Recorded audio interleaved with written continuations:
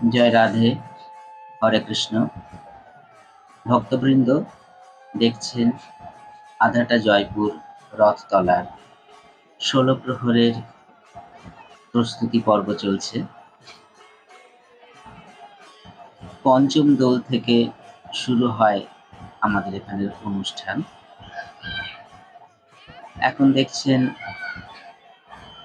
সারি বেঁধে ভক্তবৃন্দের দল গঙ্গাবরণের উদ্দেশ্যে রওনা হচ্ছে।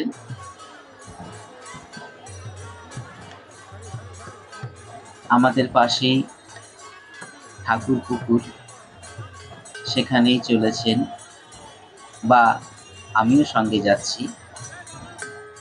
সেখানে হবে গঙ্গাবরণ। কিছু রীতি নিয়মের পরে আমরা আবার ফিরে আসব আমাদের মূল মণ্ডপে। দেখতে পাচ্ছেন অগুন্তি মানুষের ঢল নেমেছে এই উৎসবকে কেন্দ্র করে। দূরে ওই আমাদের জগন্নাথ মন্দির দেখতে পাচ্ছেন আপনারা।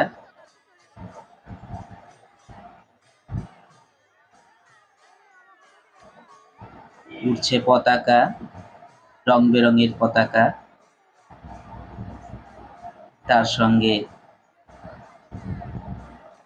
মানুষের অরণ্য। এবার আমরা চলে এলাম সেই আমাদের ঠাকুর পুকুরে। গঙ্গা পুজো চলছে, বিভিন্ন আচার উপাচার ধর্মীয় নীতি মেনে অনুষ্ঠান চলছে। গঙ্গাবরণ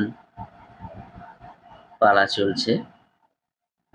এরপর আমরা ফিরে যাব আমাদের মূল মঞ্চে।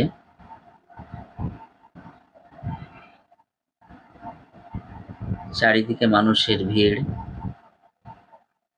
এক স্বর্গীয় আনন্দ।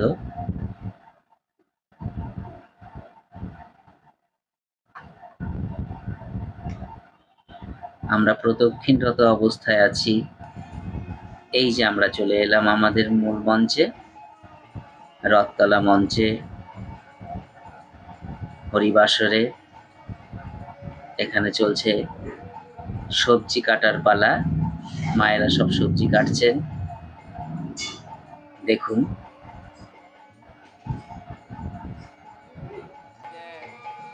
এই যে আমাদের রন্ধনশালা, ৩-৪ দিন ধরে যে অন্ন সেবার আয়োজন করা হয়েছে তারই রন্ধনশালা এটা। এখন আমরা বিশাল রথতলার মাঠে অন্ন সেবারত ভক্তদের দেখতে পাচ্ছি। কত আনন্দে আগ্রহ সহকারে তারা ভোগ গ্রহণ করছেন। এখানেই চরম লীলা। ৩ তলা থেকে একতলা সব এক জায়গায়, এক আসনে। এই যে মেলা, আষাঢ় মাসে আমাদের রথের মেলা হয়। বৃষ্টি কাদার জন্য মানুষ এতটা আনন্দ উপভোগ করতে পারে না। তাই এই সময় ১৬ প্রহর ব্যাপী যে ৩-৪ দিন ধরে মেলা হয়, এতে সেই খামতিটা মানুষ পূরণ করে নেয়। আমাদের কৃষ্ণবাসর চলছে, তারক ব্রহ্ম নাম, লীলা কীর্তন বা পদাবলী কীর্তন, যাই বলুন না কেন, চলছে মধুসূদনের নামে উদ্দাম নৃত্য। ভক্তবৃন্দরা ভীষণ মজা নিচ্ছেন।